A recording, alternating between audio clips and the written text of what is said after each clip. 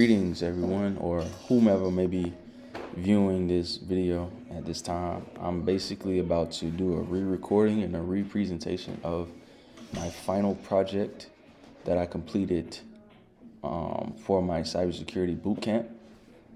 It was a project, as you can see by the title, based on phishing attacks. And so, as we know, phishing is one of the most common threats that we face today in the cybersecurity realm. And in this presentation, I'll demonstrate how the phishing campaigns work using simulated environments like GoPhish and ultimately analyzing the data using a tool like Wireshark.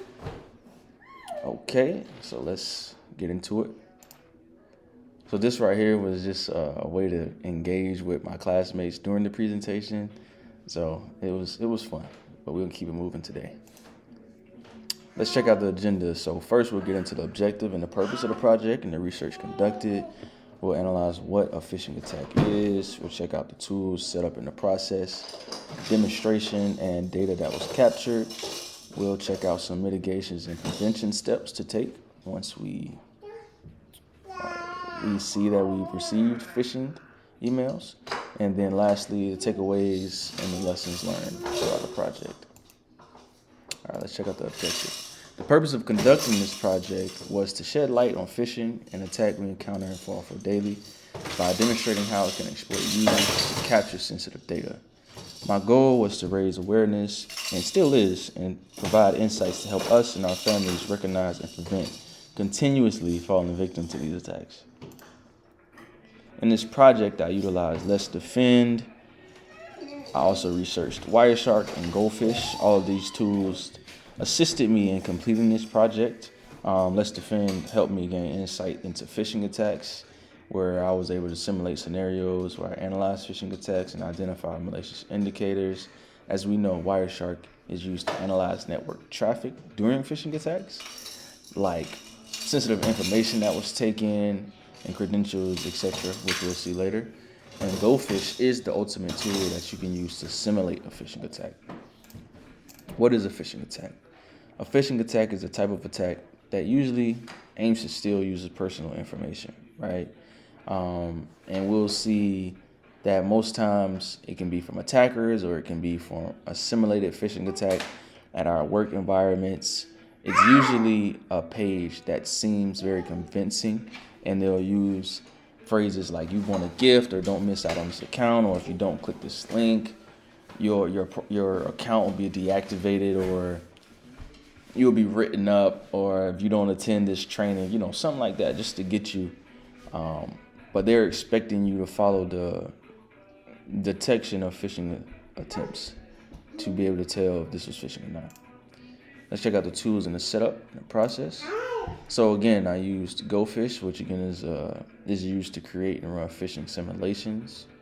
Usually organizations and individuals use it to conduct projects in the cybersecurity field, and organizations use it for their teams.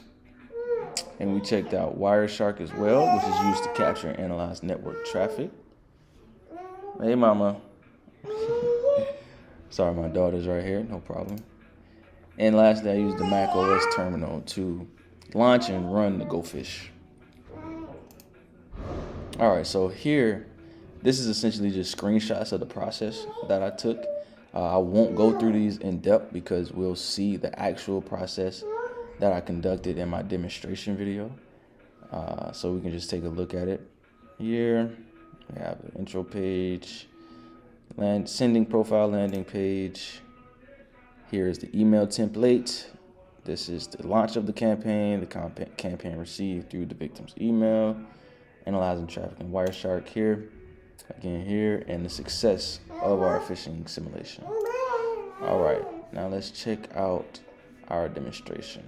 And I'll speed up the video because I was talking really slow in the demonstration video. It'll take a long time. So hopefully you can still understand me when I put up the playback speed. Okay. To begin, you press start here. To begin, I downloaded GoPhish from its official website. On the download page, I went down to select the version compatible with the Mac OS system, which I'm operating from. And once the download was complete,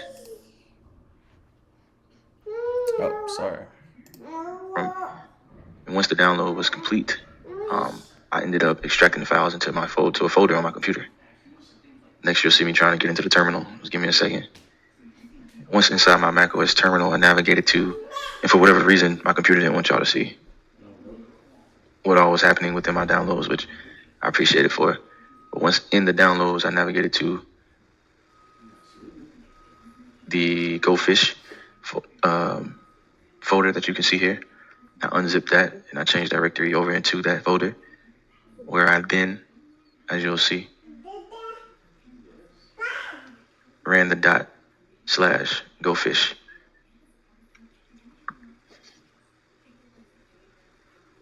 This essentially launched the GoFish server. The terminal displayed the messages, as you can see. They confirmed that the server was up and running on the server 127.0.01, the port number 3333. Copied this URL and went into my server, which you'll see on the next demonstration video. Let's get this started.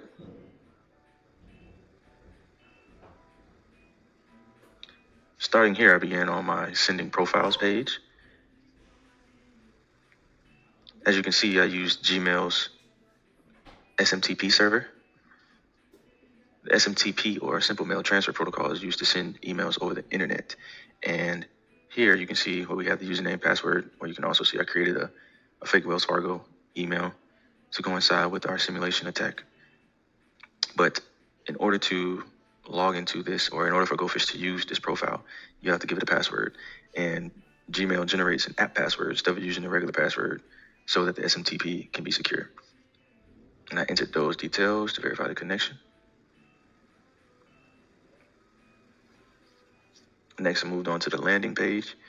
And the landing page is essentially where the victim interacts with the fake interface. And you can see here where you have the opportunity to, if you want, to import an actual site to make it seem more real on the GoFish interface.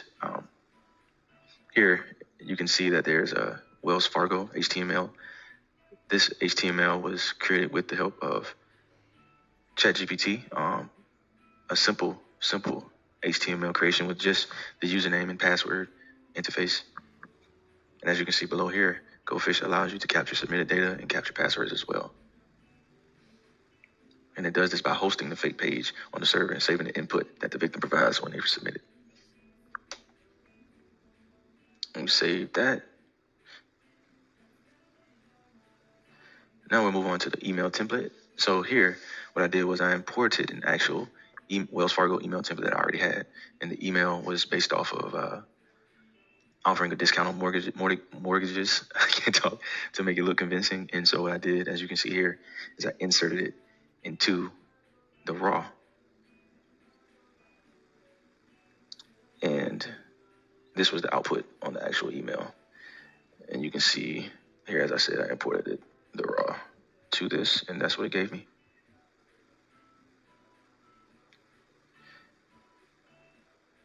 Also, here that you didn't get to see, I inserted the link that leads to the landing page, which we just covered. And this email the victim receives, tricking them into interacting with the actual phishing campaign. Now I'll move on to actually creating the campaign. So you can see these I have listed. Obviously, they're already running. In this case, you'll see the victim's name, who we use to put the phishing attack against. So that person is Wells Fargo client Jerron 4715, and they received the email when they click the link, and this will redirect them to the landing page that I showed you guys earlier, where they essentially enter their credentials. I'm walking it through so you can make sure that everything is up to date. They click the login link there, and it took them to here. This fake Wells Fargo login, entered their credentials, and once that happened, their credentials were captured here on GoFish. This dictates that it was a successful phishing attack through GoFish. Now we're going to move on to analyzing the data through Wireshark. So to begin, I filtered the data using HTTP traffic, since phishing pages often use HTTP to send data, making it easier to actually view encrypted credentials. And so here we see a lot of GET, HTTP, and POST information. I focused on the POST requests as they show data sent by the victim to the server. And when viewing the POST request, we'll see, let me go ahead and press play here. We'll see the captured username and password actually, again, confirming that the phishing attack worked. And we go there, as we can see, the same username and password that we just saw captured by GoFish.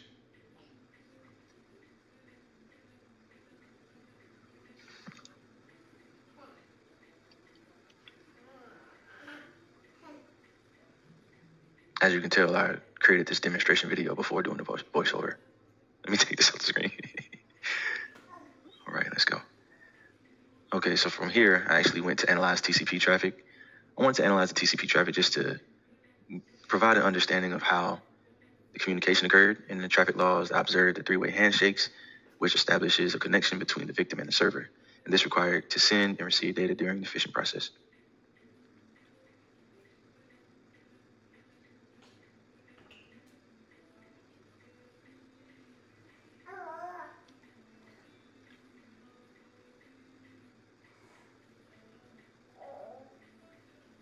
Okay, and this concludes my demonstration. As you could see, we successfully sent a phishing email, captured the credentials through the landing page, and analyzed the attack using Wireshark.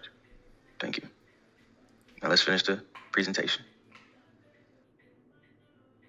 All right, so that wasn't too bad. Wasn't too long with the speed up at least. All right, let's keep it moving.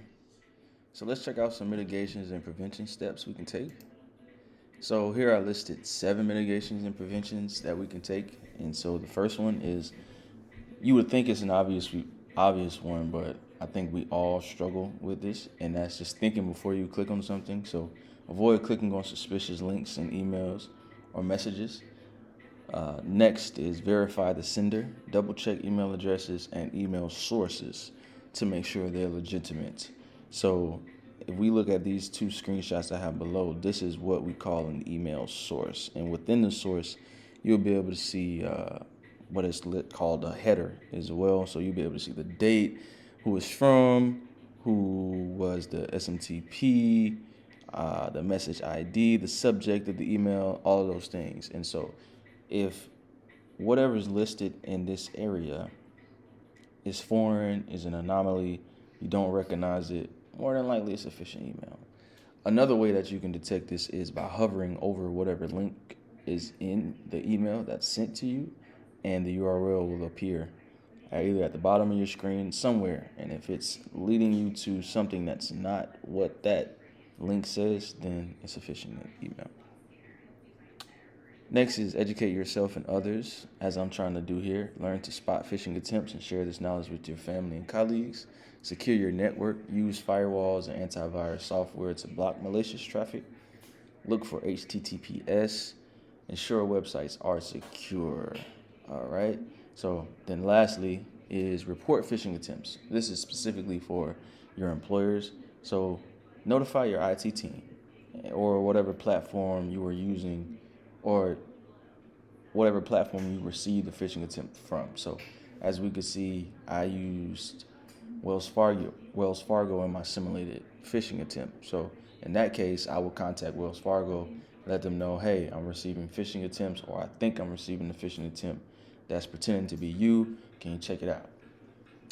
Let's keep moving. And lastly, the takeaways and lessons learned from this project. So the project provided valuable insights into the world of phishing attempts and demonstrating how easily our sensitive information can be captured and analyzed using tools like GoFish and Wireshark. While this project was very challenging for me at times, especially in configuring the tools and simulating the attack, the experience was very rewarding, and it deepened my understanding of cybersecurity. Just to reiterate on that, yeah, this project, it kept me up. But again, like, it deepened my understanding. We all in the class had the choice to work in a group or work alone, and I actually chose to work alone just because a few of our quad projects have been group projects, and for the last one, I wanted to see if I could capitalize or maximize everything that I had learned so far, all of the skills that I obtained, the experience that I had gained, and complete this project on my own. And although it was difficult, I was able to get it done. So definitely gave myself a big pat on the back for that and finished it up with a smile. And as you can see the last paragraph, I just essentially gave thanks to my instructors for all of their support and guidance throughout the class, and also my classmates for the collaboration and the learning process we went through. We held each other down, we encouraged one another, and so again, I just want to say thank y'all, and I wish y'all the best in your careers, and I look forward to my personal development and ascension in this career field. So if you made it this far, definitely I appreciate you. This was a long presentation. I would probably try to make it shorter if I could do this all over again from the beginning. But if you made it this far, again, thank you, and I hope you enjoyed it.